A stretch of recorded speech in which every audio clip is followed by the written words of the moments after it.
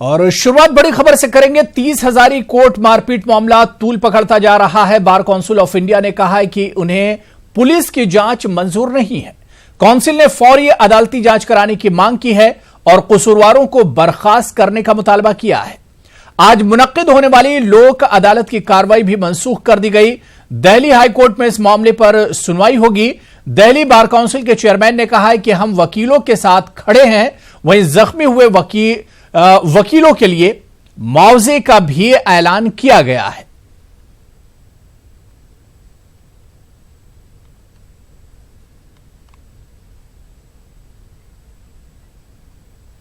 और चलिए इस मामले पर और अपडेट लेने के लिए सीधे दिल्ली सुशील के पास चलेंगे। हमारे नुमाइंदे सुशील हमारे साथ जुड़े हुए हैं। सुशील, 30 हजारी कोर्ट का मामला भी एक तरह से तूल पकड़ता जा रहा है। दोनों फरीक की अगर हम बात करें तो दोनों तरफ से एफआईआर कराने की बात भी आई है। क्या कुछ अब तक इस पूरे मामले में अपडेट है सुशील? जी देखिए, अपडेट की बात करें तो आज फिलहाल बार काउंसिल ऑफ इंडिया ने जो 2 वकील घायल हैं, जिनको गोली लगी है, उनको फिलहाल 2 लाख रुपए का मुआवजा और उनका मेडिकल का खर्चा उठाने की घोषणा की है। साथ ही साथ जो और साथी वकील उनके घायल हुए हैं उनको 50,000 का मुआवजा दिया जाएगा। उसके बाद फिलहाल आज इस पूरे मामले में तमाम पक्षकारों के द्वारा मीटिंग की गई है, जिस मीटिंग में chief justice of Delhi high court, तमाम डिस्ट्रिक्ट कोर्ट के जो जज हैं वो मौजूद थे, कमिश्नर ऑफ पुलिस मौजूद थे, बार काउंसिल के मेंबर मौजूद थे और तमाम उस जगह का हालात भी लिया गया है और मीटिंग हुई है। मीटिंग के दौरान फिलहाल हाई कोर्ट ने इस घटना पर सू मोटो लिया है, यानी कि स्वतः संज्ञान लिया है। 1 बजे यानी कि मामले की जो सुनवाई है वो 1 बजे दिल्ली हाई कोर्ट की बेंच करेगा और ये तय करेगा कि ये जो पूरी घटना हुई है वो किन कारणों की वजह से हुई है। हालांकि वकीलों का आरोप ये है कि वो दिल्ली पुलिस के द्वारा इस मामले में जांच नहीं चाहते हैं।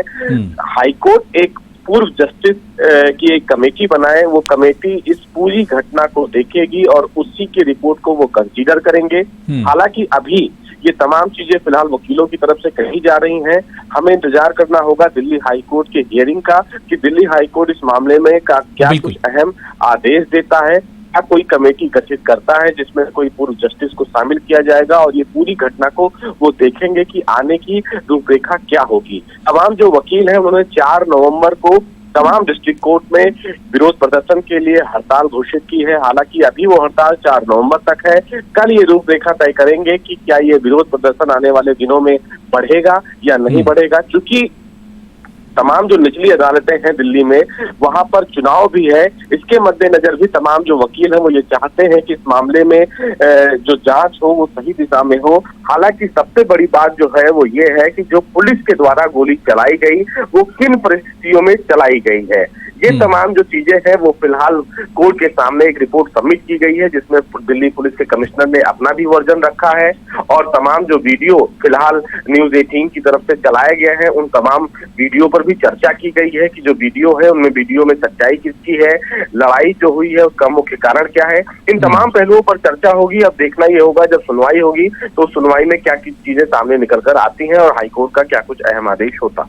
बिल्कुल जाहिर सी बात है सुशील कि ये इस पूरी लड़ाई और ये पूरी जो वारदात हुई आखिर इसकी शुरुआत कहां से हुई और इसकी बुनियाद क्या कुछ है? सुशील, कहा जा रहा है कि कुछ सीसीटीवी फुटेज भी आ गए हैं, क्या उसे भी एक बुनियाद बनाया जा सकता है इस पूरी वारदात में? जी बिल्कुल, अब वो साफ तौर से तमाम जो सीसीटीवी फुटेज है उनको खंगाला जाएगा, क्योंकि सीसीटीवी फुटेज दिल्ली पुलिस की तरफ से भी रिलीज किए गए हैं, वकीलों के द्वारा रिलीज किए गए हैं। जैसा फुटेज आप लोग ने भी देखा होगा कि गाड़ियां जो हैं वो जलाई गई हैं, कुछ पुलिस वालों ने अपने आप को लॉकअप में बंद कर लिया था, कुछ पुलिस वालों को वकील पीट रहे थे। तो इन तमाम जो फुटेज हैं उनको कंसीडर किया जाएगा एज एविडेंस। फॉरेंसिक टीम जो है वो 30 हजारी कोर्ट पहुंच गई है, वो वहां पर एविडेंस कलेक्ट कर रही है, क्योंकि मामला एक पार्किंग से जुड़ा हुआ बताया जा रहा है। लेकिन इसके पीछे की रणनीति क्या है, क्या कोई षड्यंत्र था, या जो आरोप लगाए जा रहे हैं कि एक मामूली सी ये पार्किंग विवाद था जो बाद में इतना बड़ा रूप ले लिया, इन तमाम पहलुओं पर चर्चा होगी। लेकिन हमें इंतजार करना होगा हाईकोर्ट के आदेश का, क्योंकि अब ये पूरा मामला। सुशील 1 मिनट आपको रोकना चाहूंगा। इस वक्त दिल्ली बार काउंसिल मीडिया से बात कर रहा, सीधे लिए चलते हैं, सुनाते हैं क्या कुछ कह रहे हैं वो। इस पर अगर कोई अपनी निष्पक्ष अपनी कमेटी बनाए तो हम उसके साथ हैं। मतलब जुडिशियल जांच डेफिनेटली जुडिशियल जांच होनी चाहिए, और वो भी सिटिंग। और ये जो हड़ताल है दिल्ली बार एसोसिएशन करते हैं या 31,000 वकील की तरफ? हम सब एक है, यहाँ पर कोई डिस्प्यूट नहीं है कि हम सब एक है, हम एक है, एक रहेंगे, एक थे, इस पर हमारा कोई दो राय नहीं है। तो सुशील, जो बात अभी आप कह रहे थे वही बात एक तरह से साफ हो गई कि दिल्ली बार काउंसिल ने साफ कर दिया है कि वो जुडिशियल जांच ही चाहते हैं इस पूरे मामले में। जी बिल्कुल, वही उनका साफ तौर से कहना है कि जो लड़ाई हुई है वो क्लैश दोनों तरफ से है, यानी कि पुलिस से भी है और वकीलों की तरफ से है, और इसीलिए वकील बार बार ये कह रहे हैं कि इस मामले में एक जुडिशियल इंक्वायरी की जाए। हालांकि अब जुडिशियल इंक्वायरी में क्या किसी पूर्व जज को शामिल किया जाएगा या नहीं शामिल किया जाएगा, ये देखने का विषय होगा। हमें इंतजार करना होगा कि जो हाईकोर्ट मामले की सुनवाई कर रहा है उस सुनवाई में क्या कुछ चीजें निकल कर आती है। सुशील, एक खबर यह भी मिल रही थी कि पुलिस के जो आला अधिकारी हैं और इसके अलावा जो जजेस हैं उनके दरमियान एक बैठक होने वाली थी। क्या ये बैठक हुई या बैठक होगी? जी, ये बैठक हो चुकी है, सुबह ये बैठक हुई है जी। और इस बैठक में तमाम आला अधिकारी मौजूद थे। पहले हाईकोर्ट के तमाम जो जज हैं उनसे मीटिंग हुई है। मीटिंग होने के बाद हाईकोर्ट ने इस मामले पर सुमो मोटो लिया है। अब मीटिंग के बाद की जो रूपरेखा होगी वो दिल्ली हाईकोर्ट की निगरानी में होगी। बिल्कुल सुशील, बहुत बहुत शुक्रिया, आप नजर बनाए रखिए इस पूरी खबर पर। आपसे फिर हम अपडेट लेते रहेंगे। तो जाहिर सी बात है कि मैं इंसाफ का सपोर्ट करता हूं, और किसी भी इंसान, वो चाहे पुलिस वाला हो या आप हो या कोई हो, उसको किसी को हार्म पहुंचाने की ये नहीं है। उसने निर्भरतापूर्ण जघन्य अपराध किया कि एक अधिवक्ता को गोली चलाई। गोली चलाना उस पर चलाया जाता है कि अगर आतंकवादी पर चलाते हैं, और आप एक डबल ग्रेजुएट पर जिसके सामने वो ऑफिसर ऑफ द लॉ होता है, आप उस पर गोली चलाएंगे। ये गोली डीसीपी साहब ने चलवाई है। ऐसे डिफेंस अफसर को इमीडिएट प्रभाव से अमित शाह जी से रिक्वेस्ट करूंगा कि इसको बर्खास्त करें। और मेरा नाम आर एन वत्स है। मैं पहले यहाँ प्रेसिडेंट, जनरल सेक्रेटरी और बार काउंसिल का मेंबर रहा हूँ, और अब फिर मैं प्रधान पद का उम्मीदवार भी हूँ यहाँ इस इलेक्शन में। देखिए, कल जो नियत थे वकील थे और बहुत पीसफुली वो एक उनकी गलत चीज़ का विरोध कर रहे थे, उन लोगों पर एडिशनल कमिश्नर ऑफ पुलिस और डीसीपी नॉर्थ के कहने पर बर्बरतापूर्वक, बगैर कानून का उल्लंघन करते हुए, बगैर किसी वार्निंग के न केवल गोली चलाई बल्कि लगभग 150 वकीलों को लाठियों से मार मार कर उनको घायल कर दिया। अभी जो प्रोटेस्ट चल रहा है यहाँ पर, भूख हड़ताल है, एक प्रोटेस्ट ही है, ये कब तक ये हड़ताल चलेगी और क्या डिमांड? देखिए, कल सारे देश में हमारे को तमिलनाडु से, राजस्थान से, वेस्ट बंगाल से, उड़ीसा से और कर्नाटका से मुझे फोन आए हैं कि कल सारे देश में हड़ताल रहेगी। और वकीलों की देश पर्यंत ये मांग है कि जब तक एयरिंग पुलिस ऑफिसर जिनके ऑर्डर से तो लाठी चार्ज हुआ है और गोली चली है, वो लोग जब तक सस्पेंड ना किए जाएं, जब तक ये हड़ताल जारी रहेगी। और इस हड़ताल का मुख्य कारण वकीलों की गरिमा को बचाना है। पुलिस जो है, जानबूझकर पुलिस ने बहुत षड्यंत्र के रूप में पहले कोर्ट के 6 गेटों को सील किया और उसके बाद लगभग 7,000 पुलिस को डिस्प्ले करके और बर्बरतापूर्ण ना केवल वकीलों पर लाठी चलाई, ना केवल लाठी चलाई, उनके चैम्बरों को तोड़ा गया, वकीलों की कारों को तोड़ा गया और हमारी बहनें जो लेडी लॉयर्स हैं उनको मॉलेस्ट तक किया गया। तो 30,000 कोर्ट का मामला धीरे धीरे तूल पकड़ता जा रहा है। हालांकि बीच का रास्ता निकालने की बात कही जा रही है, लेकिन जो वकील हैं वो एक तरह से मानने को तैयार नहीं। उन्होंने कहा है कि जुडिशियल जांच ही वो चाहते हैं, पुलिस की जांच वो एक तरह से नहीं मानेंगे। आगे बढ़ेंगे। पीएम मोदी ने बैंकॉक में 16वें इंडिया आसियान समिट में शिरकत की है। Association of south east Asian Nations यानी आसियान इंडिया समिट में थाईलैंड के वजीर आजम भी मौजूद रहे। पीएम ने समिट में खिताब के दौरान कहा कि हिंदुस्तान की east policy Indo Pacific vision और आसियान का अटूट हिस्सा है।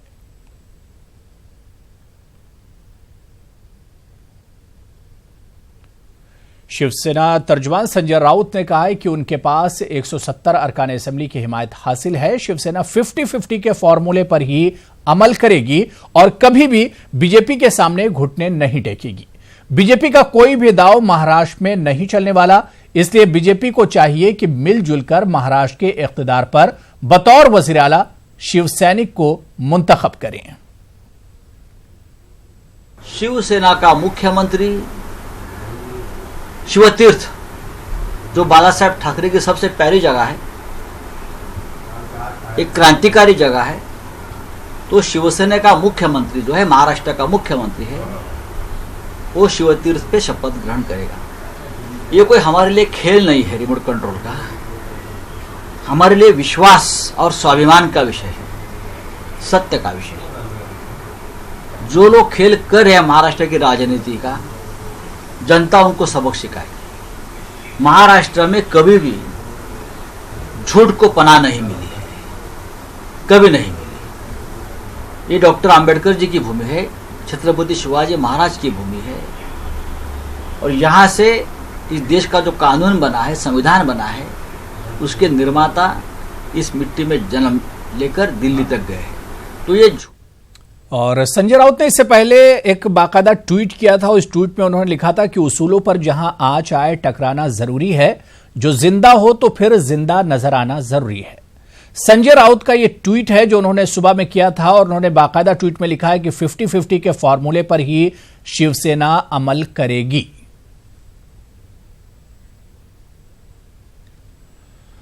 तेलंगाना के वज़ीर आला केसीआर ने हड़ताली आरटीसी मुलाजमीन को 5 नवंबर रात 12 बजे तक फराइज पर लौट आने की डेडलाइन मुकर्रर कर दी है। वज़ीर आला केसीआर ने यूनियन के चक्कर में न पड़ने का मुलाजमीन को मशवरा दिया। कल मुनक्किदा काबीना इजलास में आरटीसी मुलाजमीन के तमाम मसाइल पर तबादला ख्याल किया गया। इजलास के दौरान अगर मुलाजमीन 5 नवंबर तक हड़ताल खत्म नहीं करते हैं, ऐसी सूरत में 5100 प्राइवेट बसों को रूट परमिट देने का भी फैसला लिया गया है।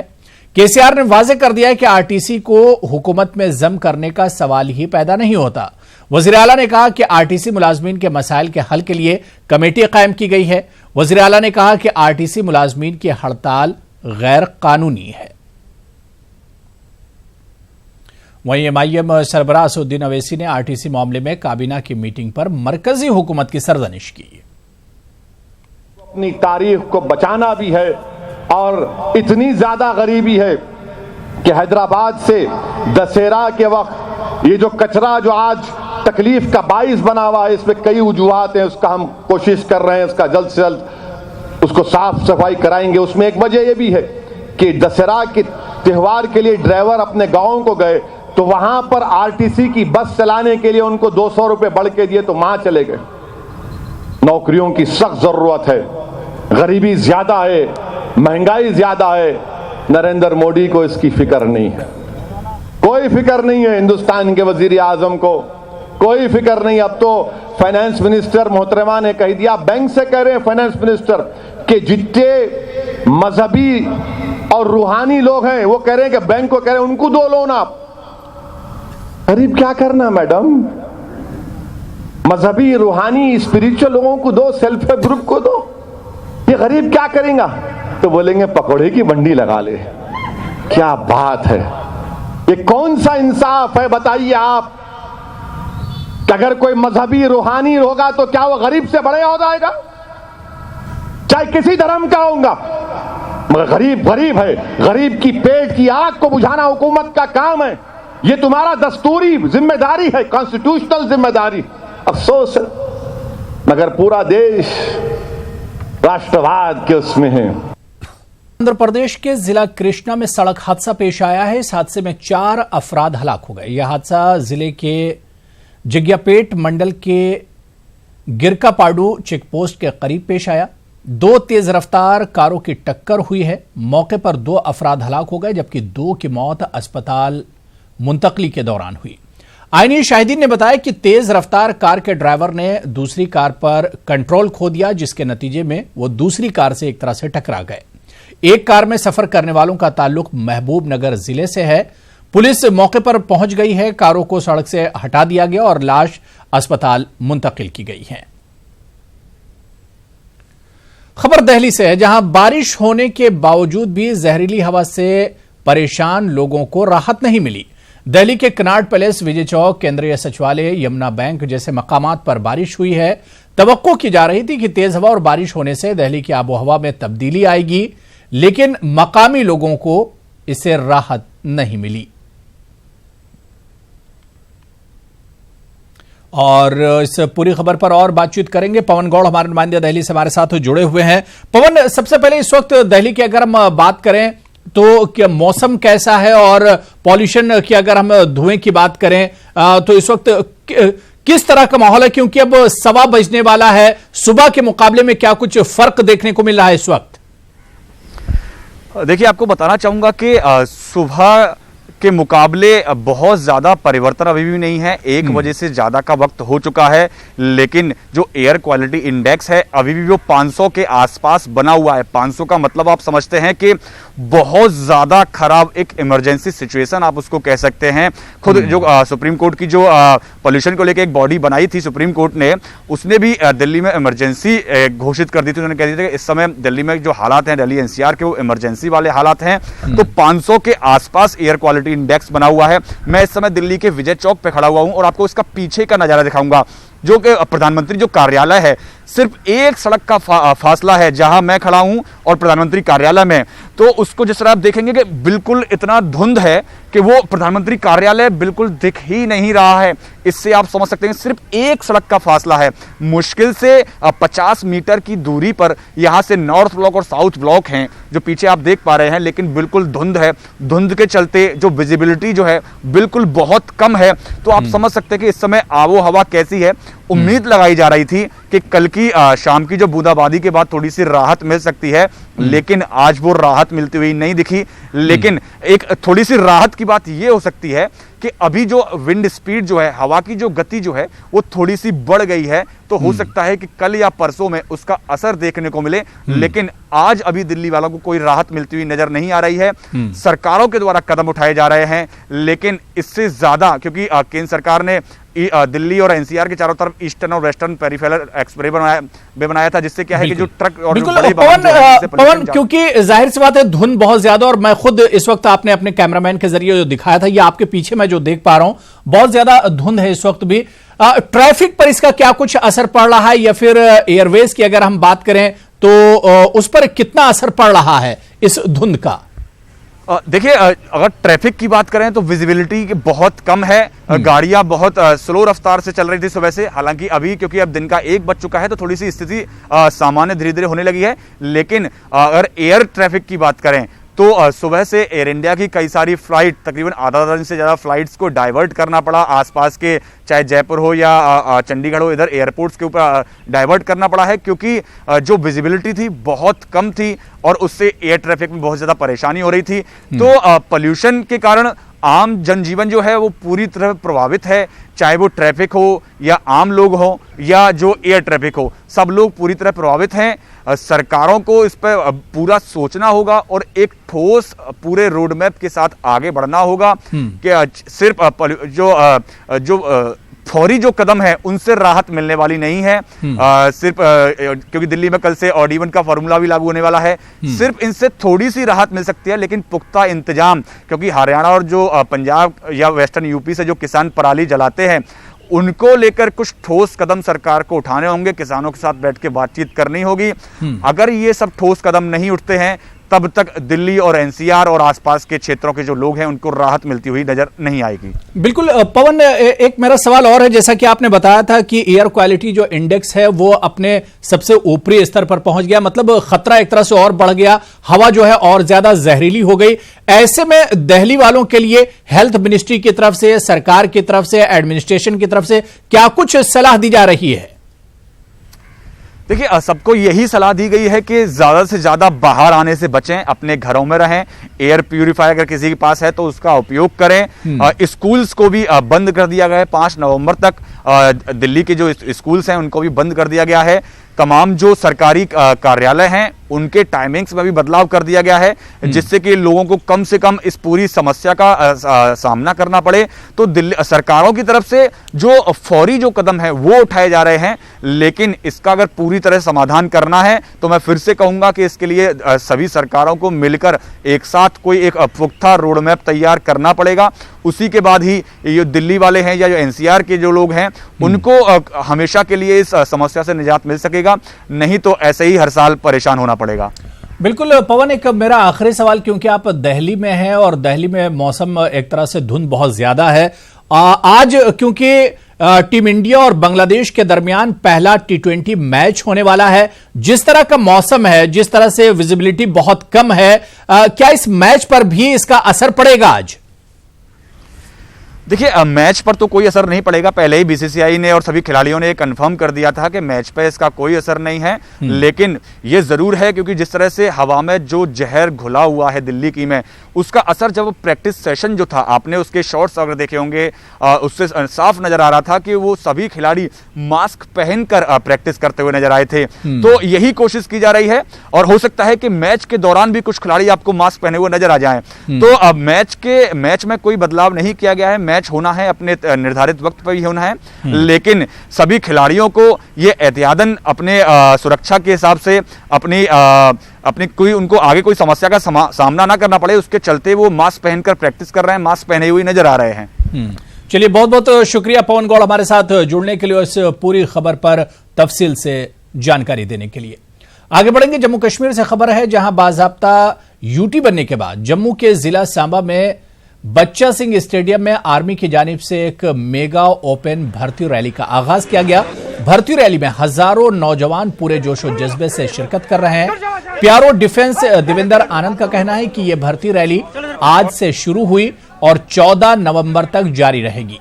प्यारो ने कहा कि भर्ती रैली का अमल अहसन तरीके से जारी है। मैं एक स्पोर्ट्समैन आदमी हूं सर। मैं अपनी स्टेट से खेला हूं। अब मेरा फैशन है कि मैं अपनी इंडियन आर्मी से खेलूं। मुझे ये मौका मिला है कि मैं आर्मी की साइड से खेलूं और अपने देश का नाम रोशन कर सकूं और अपने स्टेट का नाम रोशन कर सकूं। और मैं जम्मू कश्मीर के युवाओं को ये कहना चाहता हूं कि मेहनत करें और सच्चे दिल से मेहनत करें। जो अपने सच्चे दिल से मेहनत करेगा वो एक दिन जरूर इंडियन आर्मी का नाम रोशन करके दिखाएगा। जैसे कि JNK में बहुत ही ज़्यादा बेरोजगारी है। ये सरकार अच्छे कदम ले रही है कि साल साल में नौजवानों को मौका दे रही है देश की सेवा करने के लिए। और अभी 370 हटने के बाद सरकार अच्छे कदम उठा रही है। मेरे को उम्मीद है कि हमारे नौजवानों को ज़्यादा से ज़्यादा मौका मिलेंगे। जो बेरोज़गारों को अच्छा मौका दे रही है सरकार का बहुत हम शुक्रिया अदा करते हैं, क्योंकि जो अभी 2 साल के बाद भर्ती है ये मतलब 6 महीने में आनी चाहिए, क्योंकि जो अभी नौजवान है वो बेरोज़गार नहीं हो, मतलब उनके देश का जज्बा उनमें आए, हौसला आए। यूटी बनने के बाद एक मेगा रैली के रूप में शुरू हुआ है, जिसमें नियरली 44,000 यूथ ने रजिस्टर किया है और आज पहले दिन लगभग 3,000 के आसपास पार्टिसिपेट कर चुके हैं। यूथ फुल्ली प्रिपेयर्ड और एम्प्लॉयमेंट हासिल करने के लिए तैयार है। और तो चलिए, इस बुलेटिन में अभी फिलहाल इतना ही। आदाब।